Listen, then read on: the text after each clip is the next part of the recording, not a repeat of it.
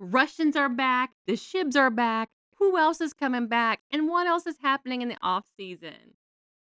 Welcome to Figure Skating Land. This is your host, Jilly. Today, I'll be diving into some of the off season shenanigans and news. But before then, don't forget to like and subscribe for more figure skating related content.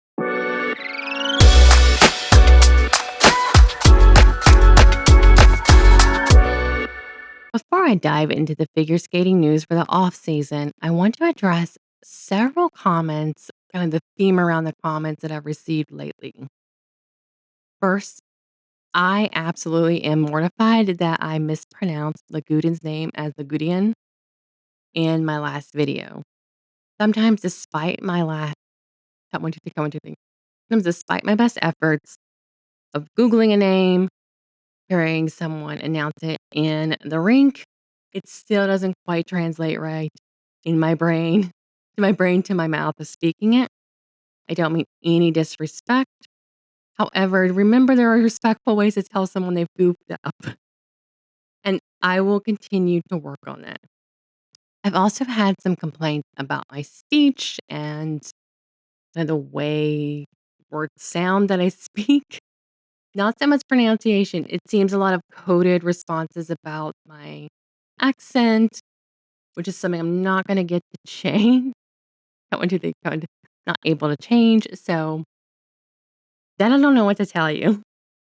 However, one of the biggest things I wanted to address is it seems like for my video that I did with my husband about Sergey's wives, that something either got lost in translation or there's some misinterpretations about the video.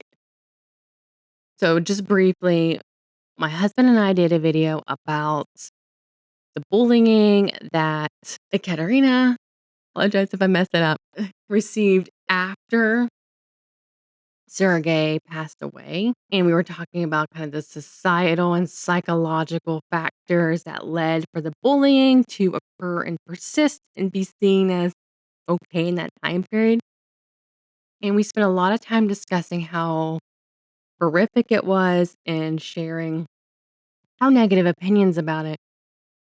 But judging from some comments, it seems that maybe people think that we did a video talking negatively about her. And I don't know what's getting lost in translation, but I want to be very clear that that was not the intent.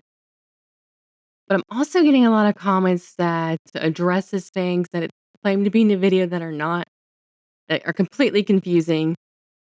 So I definitely just want to put that out there. Where do I even begin? I swear, guys, I feel like figure skating off season gets progressively more chaotic each year, despite me always thinking things are going to be boring in the figure skating world at this time. Let's start with one of the major stories that broke last week. ISU announced figure skaters from Russia and Belarus that were eligible to compete in the Olympic qualifying event as neutral athletes. For some background, in December of 2024, ISU changed their stance about Russia and Belarusian athletes performing in the Olympics to align with IOC's guidelines and allowed them to qualify to compete in an Olympic qualifying event in Beijing for the 2026 Winter Olympics. Then the Russian and Belarusian federations selected athletes for the ISU to vet and who can be deemed as neutral athletes based on strict selection criteria such as no evidence of history of a pro-war stance and no association with anyone involved in a doping scandal. The athletes permitted to participate in the qualifying events and the Olympics must be identified as individual neutral athletes, also known as AIN, meaning they cannot compete on behalf of Russia and Belarus. They are not permitted to participate in a team event. They're not allowed to have their national anthem playing at the medal ceremony. They can't have their flags flown. And they're also not allowed to participate in interviews in the mixed zone, which I was surprised about that one. So here are the athletes that were permitted to compete. And because I am still recovering from surgery, 100% still not in the best cognitive headspace, and so people do not have to announce their departure based on my mispronunciations. I'm just going to refrain from butchering names, to be honest. She is coached by Eteri Tuberita, She is a two-time Russian national champion, two-time Russian Grand Prix final champion. And because of her age and the ban on Russian athletes, her only international experience has been on the Junior Grand Prix circuit, which she won medals. And she is deemed to be a gold medal threat due to her multiple ultra C elements. She has a triple axel, the quad toe, the quad flip, and the quad loop. In fact, she is the first skater, male or female, to perform two quad loops in a free skate. Now, it doesn't get to be listed anywhere because there is, well, cut one, two, three, cut one, two, three, because it's only happened in domestic competition. And unfortunately, I haven't got to see her skate a whole lot as a senior. I really need to up my VPN game. I did get to see her performance at Russian Nationals, but I would be really intrigued to see what her skating has progressed to since she's no longer a junior. And for men, so he has had a successful senior and junior career. He is the 2020 Rostelecom bronze medalist, World Junior Senior bronze medalist, and won gold at the 2025 Russian Grand Prix final.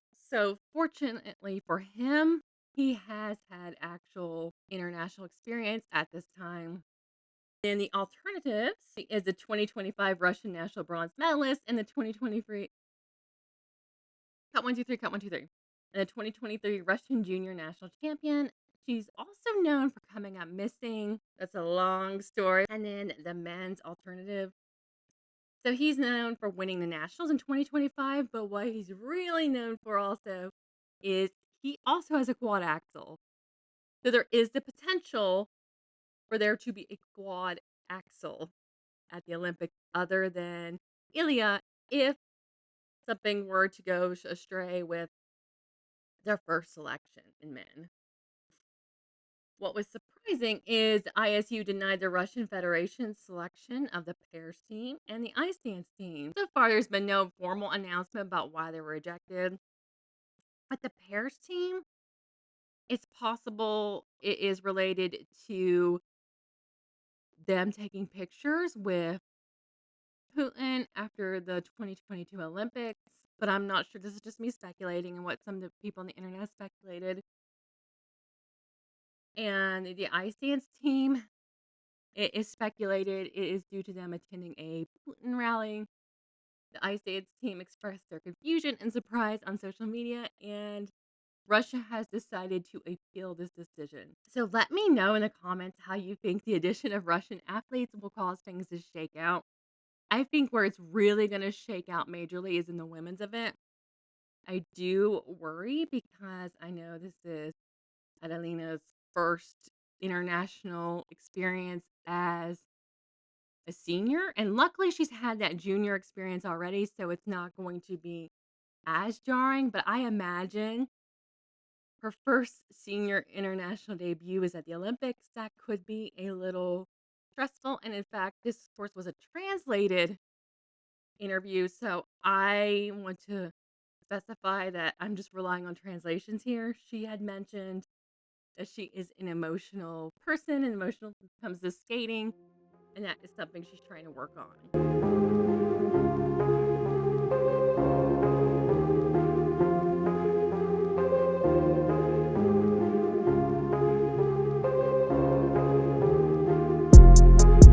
However, if she's able to pull through and put out all of her content, it is going to be very difficult for anyone else to surpass that. And I'm just stating facts when you think about the judging system and just all of her technical arsenal under her belt. That is a lot of quads. That's a triple axel. Of course, it does seem like every time I think someone's going to win the Olympics, they don't win the Olympics. So let's just see how it goes. I'm excited to see how all this plays out. And in other news, Team USA had their media day this week for the Olympics, and it involved at one point Isabeau speaking perfect Italian, because that is her heritage. And so many fun photos and videos have popped up. Like, this has kept me entertained during my post-surgery recovery.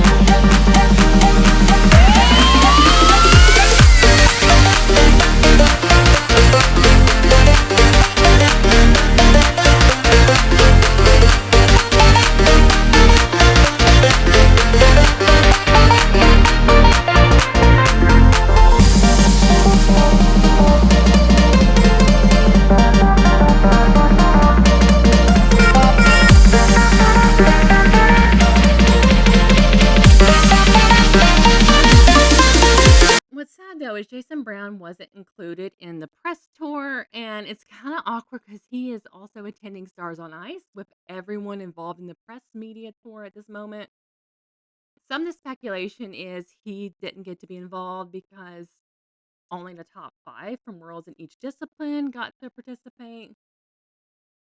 Since my initial recording of this video, the Shibs also participated in media for Team USA for the Olympics.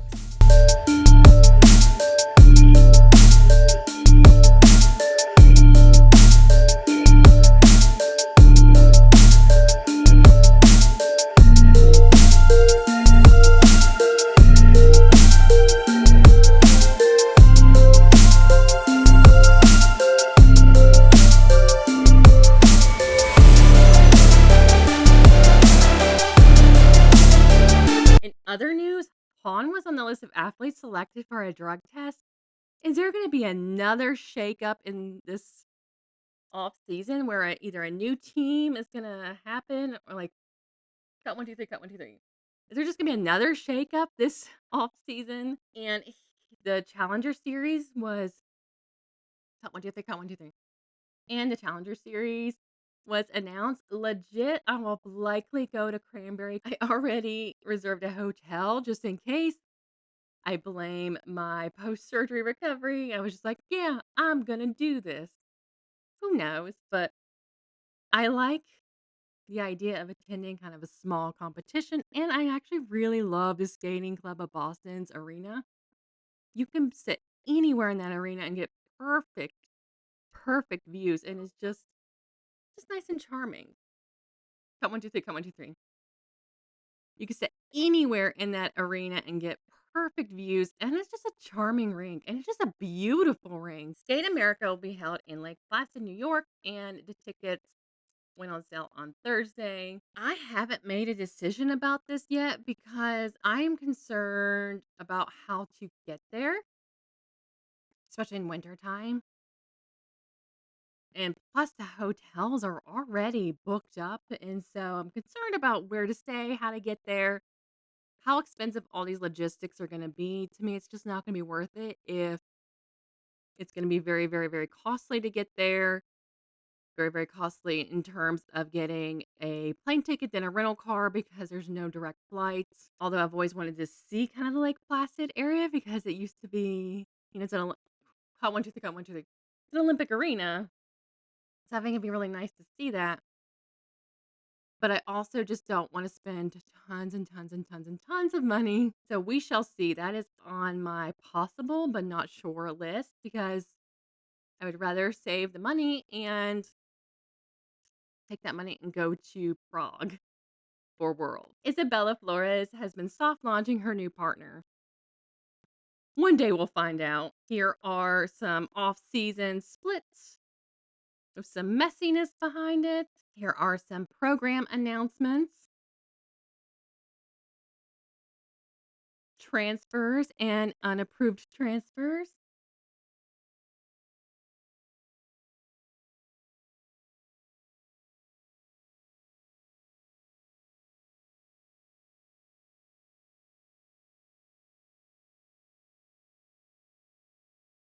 And in other news, I am absolutely loving watching Team Japan Niagara Falls trip. I imagine that Kaori is in Canada either to truly vacay at Niagara Falls or maybe there's a plan for her to see Marie France or someone while she's there to get a program for the Olympics. I'm telling you, like, the more I see of her, the more I realize that she just seems like such a fun human. And also Gabby Delman, there's going to be a documentary about her. That's really interesting and cool. 3.